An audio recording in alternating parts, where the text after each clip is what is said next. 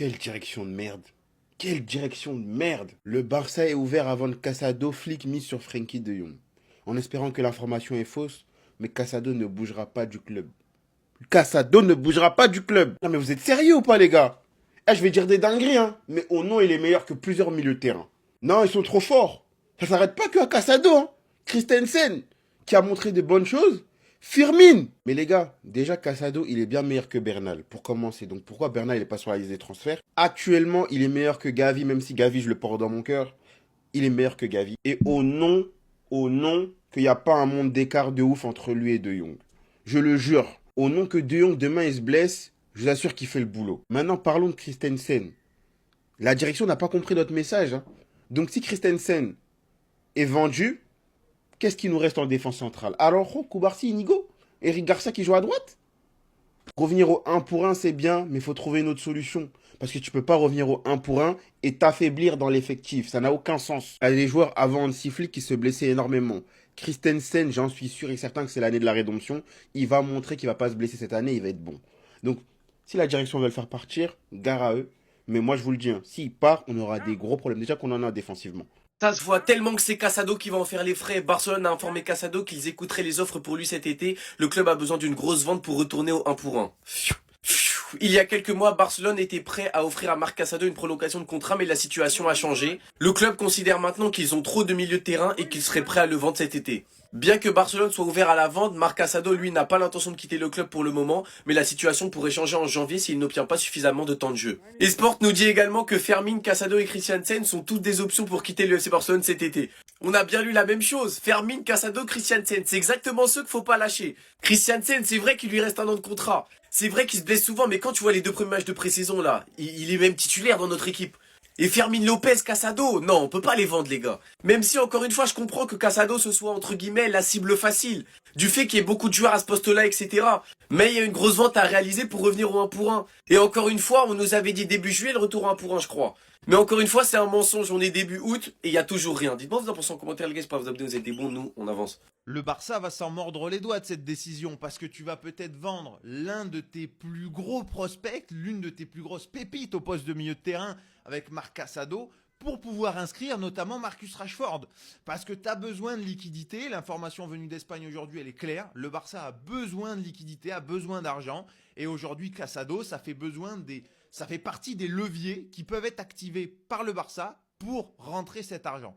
On parle d'une demande de 30 millions d'euros pour vendre le joueur, ce qui n'est pas excessif aujourd'hui. Et l'information, c'est que le Barça ne serait en plus pas forcément trop gourmand. Si déjà tu as 20-25 qui arrivent sur la table, ça fera réfléchir le board catalan. Et aujourd'hui, mine de rien, ça pourrait être une belle perte. Parce que Casado, on a vu son potentiel qui est énorme.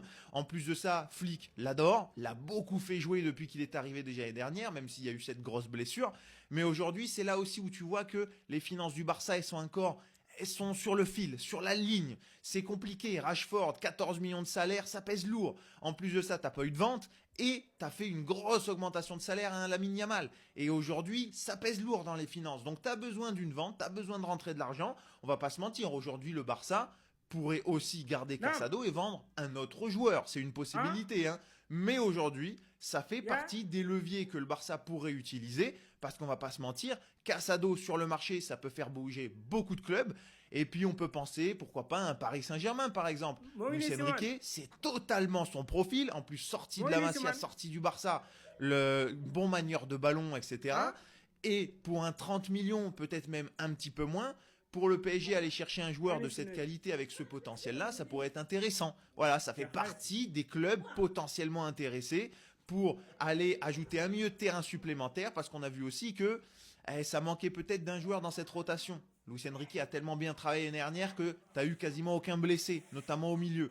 Mais si jamais tu as un Vitinha, un Neves, un Ruiz qui manque, d'un coup tu te retrouves qu'avec Warren et Mayoulou, et puis tu n'as plus qu'un remplaçant au milieu de terrain du coup. Donc un joueur de plus, ça mangerait pas de pain, surtout un petit Casado avec le talent qu'il peut avoir pour une pochette à 30 millions d'euros, les gars. Dis-moi ce que t'en penses, mais voilà, potentiellement le Barça pourrait s'en mordre les doigts à l'avenir parce que le potentiel, on l'a vu, et il est assez énorme.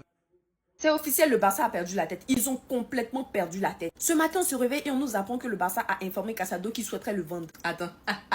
C'est une blague. Ça doit être une blague. Ils sont pas sérieux, non. Ils sont pas sérieux. Selon les dires des journalistes, depuis janvier, Casado ne serait plus dans les plans du club et que Hansi Flick préférait De Jong. Une potentielle vente d'un joueur comme Casado pourrait aider le Barça à revenir à la règle du 1-1.